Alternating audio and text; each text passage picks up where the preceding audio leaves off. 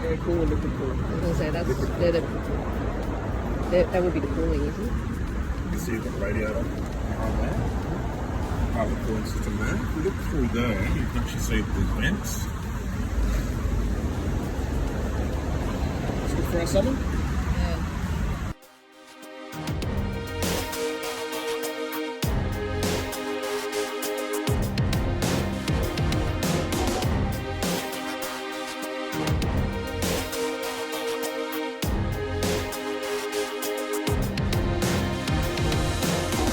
So what we have here is the MBUX system. The MBUX stands for Mercedes-Benz User Experience. It incorporates a higher level of active safety, which includes a lot of active cruise control. We've got the active blind spot assist, active lane keep assist, and so forth as well. This also has things like traffic sign assist. So the cameras up here are actually reading the speed signs as we're driving past and displaying it here, and then the head-up display as well. So it means you've got real-time speed zone information. Roadworks will be picked up, any digital variable cameras or variable speed zones will be picked up as well, and it has the advanced linguatronic system in it. So we can just simply say things like, hey Mercedes, how may I help you? What can I do for you? Turn passenger seat heating to level 1. Level 1 is set for the front passenger's seat heating. You can now turn that off if you like. Just hit that that button with the red. Yep, that's it. Because it's got the dual zone climate control as well, you can change all of the passenger or all of the settings for the climate control too. Hey Mercedes, how may I help you? Turn driver temperature to 20 degrees. 20 degrees on the driver's side. There we go. Now we can also change all the way that all of this is displayed in front of us as well. So using a touchpad here, I can just simply go to design. This is in a sport design at the moment. I can choose progressive, which looks like that, or I can choose classic, which looks like that. Yep. Okay. You'll also see as well that we have the ambient lighting system in the vehicle too. So the ambient lighting is currently on a 2-tone, and basically what we have is a different light there, and as you see, it's got blue under here as well. So if I then went to ambient lighting, color, there we go. We've actually got it on multicolor animation, so it's actually morphing through at the moment. You can have a single color. Just simply select one of those colors there. Okay, or you can have the multicolor with the multicolor animations in there as well. Red Moon seems to be one of the most popular ones too. This is also, the MBUX system operates on an artificial intelligence, so we ask you to log in with a profile, and that profile, basically the car learns about what you like, the settings you like, how you like to drive, what your movements are as well, and will, I guess, tailor everything to your preferred settings. Now, because we don't have a gear shift, or we don't have a gearbox, shall I say, however, we do still have gear shift paddles mounted here as well, which do have some use. So I'm currently in a drive mode at the moment. So if I pulled my foot off the accelerator, normally with electric motors, they want to return to a state of 0 RPM. If I was in D-, by hitting the gear shift down twice, you see now, I'm saying D-, this changes the regenerative braking. So if I was to lift my foot off the accelerator now, it'd be very similar to what a Tesla feel would be. In the D mode, it's just normal coasting, and D plus is good for when you're on the freeway, and it just feels like somebody's giving you a little bit of a push behind. It kind of maintains the speed that you're doing. I'm just going to wind your window down for a second. You can run your finger along the lip of that glass. You can feel the double glazing there. Yeah. So we've got double glazing on the driver and front passenger. We also have double glazing on the front windscreen here as well. And it is a noise and a heat insulation at the same time too. From a suspension perspective, we operate an independent front suspension and a rear air suspension. And the result is quite a nice combination, or a nice feel. Now, two things I'd just like to quickly demonstrate to you before we switch over. The first one is the parking pilot. The parking pilot on Mercedes-Benz works quite effectively.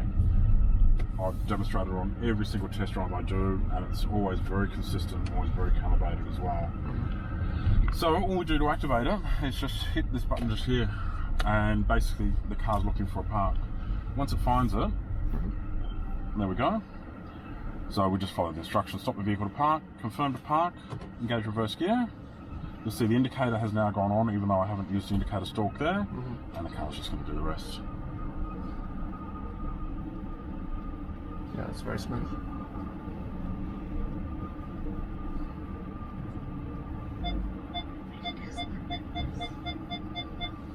Gonna go into drive by itself.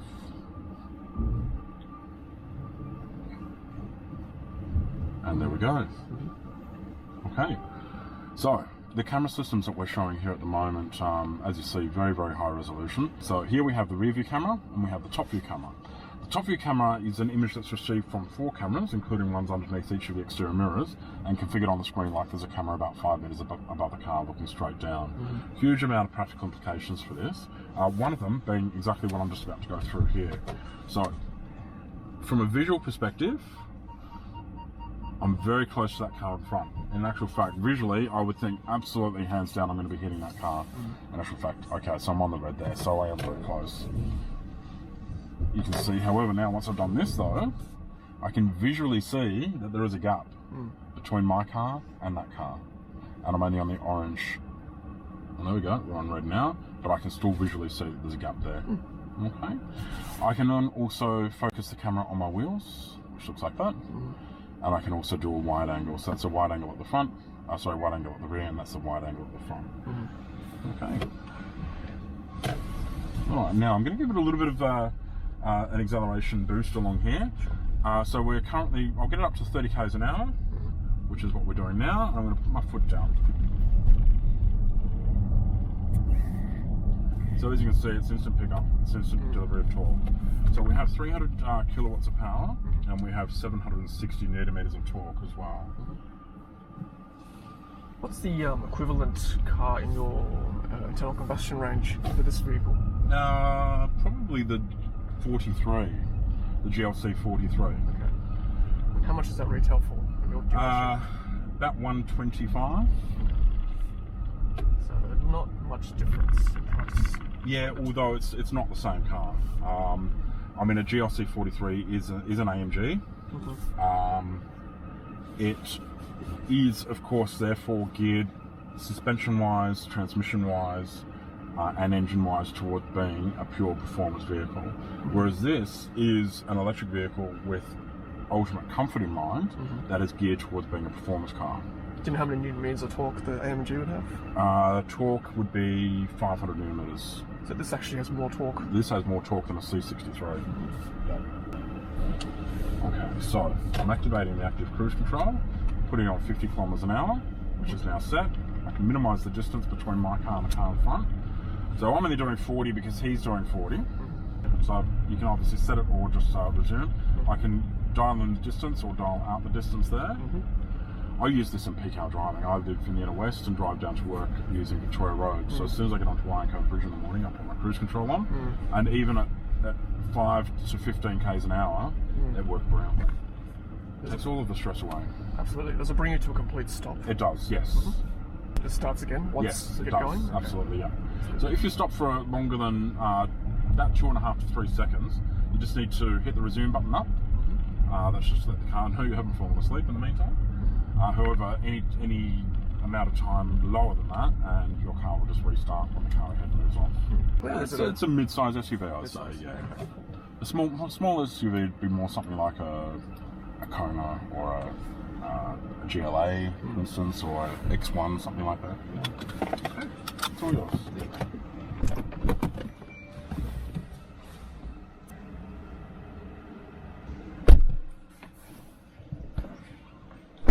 The gear shift's the same as a Tesla, so... Yep, that's right, yep. So foot on the brake. Yep. Put it down. Pull it down, park brake then disengages automatically, and away you go. Park brakes here as well? No, that's park gear. Park, yeah, so park brake is like your normal handbrake, and that would be, well, that's automatic. It has turned off now, but you do have a manual switch down below the headlights, a bit further down. That's it, yeah. Okay, but it automatically turns off, yeah. So the creep is on. Yep. You can turn creep off as well, I believe. Sorry? Can you turn the creep off? Like, you know... the creep? Yeah, in the Tesla there's a creep function where, you know, the car rolls for you if you wanted to. It's like an automatic car. Okay. Oh, okay. No, well, okay. Yeah, so what we can do is engage the auto hold. I'll just get a pull over on the left here. Okay. Oh, no, that's fine. Just stop the car. Okay. So keep your eye down the bottom there. Yep. snap the brake. There you go. Hold, Yeah. That's it. And then you just need to put your foot on the accelerator and it will turn off. So currently it's on D, just standard D. Mm-hmm. If I wanted to feel like a high regen, I'd go Yep. D+. So no, D minus D minus. other Yeah. way. There you go. There we go. There it is. That's quite harsh now. Which It is, isn't it? Yeah. We'll show you the energy flow. Left here. Okay, so it is primarily a front-wheel drive car. So the motor is normally just engaging the front wheel, but when you require over 150 kilowatts, now it's engaging both, as you said. Yeah. So front differential usually. Yeah.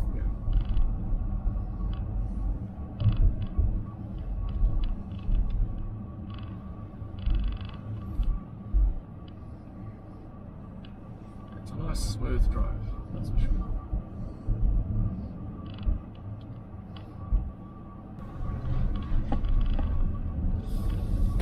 I'll just accelerate a little bit. Okay, yeah, that's good. Sorry guys. So how does one engage the auto steer? Just by hitting on the right-hand side of your steering wheel, the set up. Yep, push that up. Okay, so you've now got that set on 72 k's an hour. If you like to push that up again, that will get it to 80. Yep. Okay. But the car's not steering for me though, is it? Yeah. Or is it?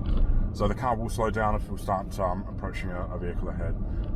It's not So it's steering. designed to keep you in the lane. Right. It's actually not really going to be steering for you. Okay, so Yeah. it's lane assist rather than pure. Kind of. So we've got a separate lane keeping assist function where if you start drifting over the lane without using your indicator, it will brake for you. But this is just designed to keep you in the lane itself. I actually turn that off. I'm not a big fan of the steering pilot myself because I can feel that torque sensor kick in all the time. And it's wanting to sort of fight me all the time.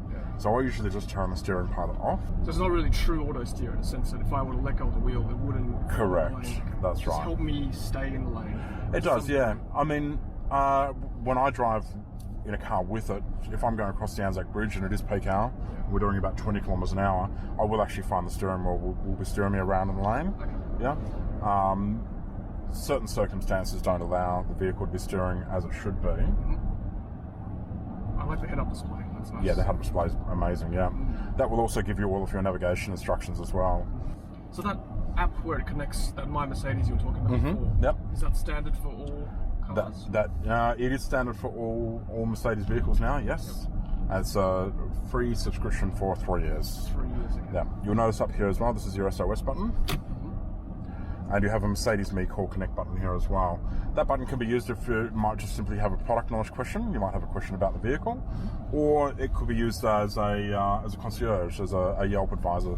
So, say for instance you were driving up to Terrigal for the day, and you wanted to visit a nice upmarket seafood restaurant. You can just simply hit the Mercedes Me button, speak to a concierge. Once they've gone through a list of restaurants and you've selected which one, they'll then download the coordinates straight into the navigation system of the car, and the car will guide you straight there. We also have a system called geofencing and speed fencing. So if your little ones were old enough to want to borrow the car for the night, you can actually set on your app a geographical location that the vehicle is to remain within, and a speed that the vehicle is to remain within. And if either of those are breached, then you'll get an alert through on your mobile phone as well. Can you, with the app, turn on air conditioning and vent the windows? It has pre-entry climate control, yes, yep. And remote unlocking and locking of the vehicle as well. You're saying that Mercedes aren't doing any more R&D on Correct. internal combustion engine Yep, vehicles? yep. Does that mean that there'll be more Absolutely, yeah. consultants that know exactly? There will be, yeah. So we anticipate over the next 2 years that we're going to have 21 full electric vehicles within the Mercedes range. Okay. This is the direction of the future. This is the fuel source that we believe is going to be the way that we're heading over the next 20 years. So when was this vehicle launched? 4 weeks ago. Actually, not even 4 weeks ago. Let's see, December 4, December 5, December 6, December 7, December 9th. December 9th? Yeah. Okay. And all the dealerships around Australia are offering? No. So there's only 9 EQ dealers around Australia. There's 2 in each city, basically. So in Sydney, there's us and Parramatta. All metro dealers are able to service the vehicle. However, only those EQ dealers are able to sell the vehicle.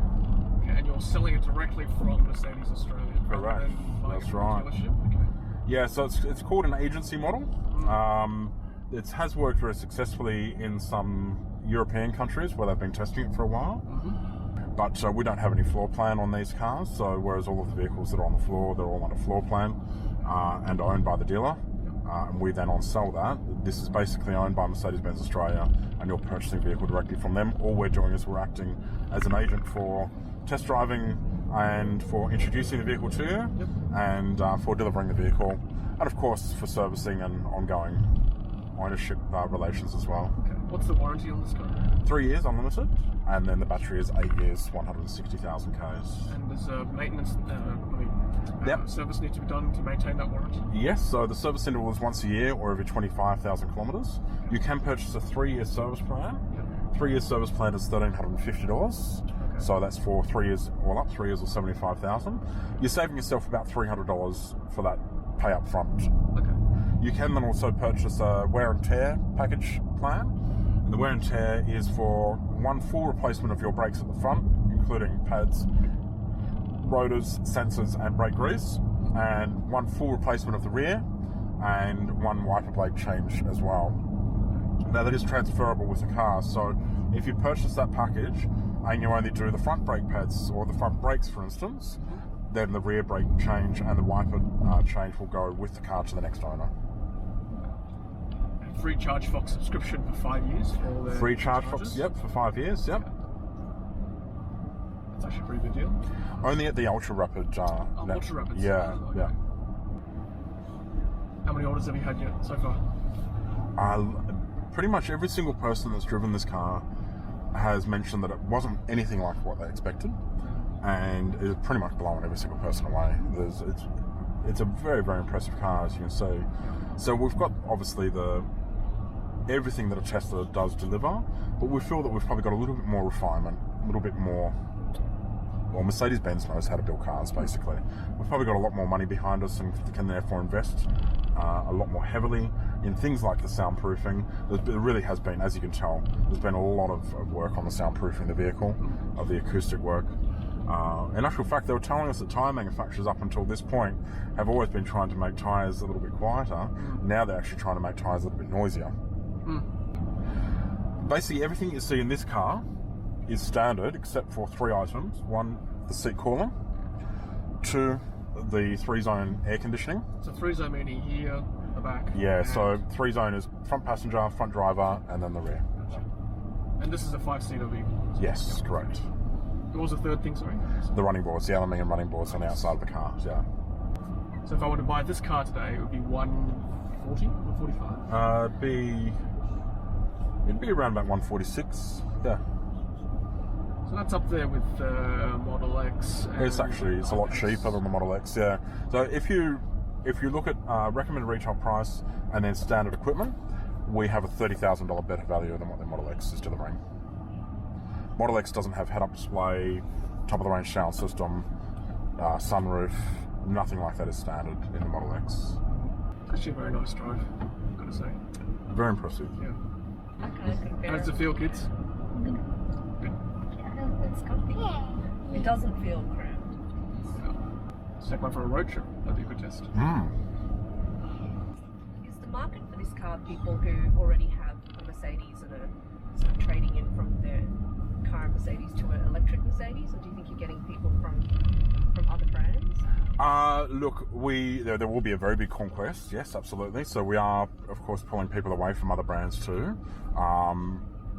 Although there's really not that many electric vehicles on the market at the moment. So there's Jaguar I-Pace, of course, we're trying to attempt to pull passengers away from that vehicle. And of course Tesla. We think that we're probably going to have a very big conquest over Tesla. But there's certainly a lot more people that are now warming to the brand because of the electric nature that probably would not have been drawn to it before. We do believe that it's going to be an incremental increase in sales. What that will be is anybody's guess, really. What's it doing in Europe? How's it faring? It's been released worldwide at the same time. Oh, is it? Yeah, so there's not really a lot of information, a lot of feedback from how it's going overseas. based on how it's going here, I can say that it's going to be quite a strong model yet left here. So we've had quite a good uptake in it so far. Our unfortunate position is limited by supply. So we're really only getting 400 units in the first half of the year next year. In Australia? In Australia, yep. Because that was the problem with the Kona. Yes. That they ran out of stock, basically. That's right. And it all comes down to the battery. They'd forgive us more if we could get more batteries into the cars. Well, you hear the worldwide sales of cars are going down. So maybe that's people are waiting for electric vehicles. Where are they being Yes, built? sir. I don't even know. I don't know much about cars. Where's this? Built in car Germany? actually? Sorry? This is built in Germany? Yes, it is, yeah. If you just hit the start-stop button now, what will happen is the car will go into park and the park brake automatically comes on. That's all you need to do. And that's it. Yep. Thanks, Nathan. No problem. Appreciate it. You're Thanks so welcome. much. You're welcome.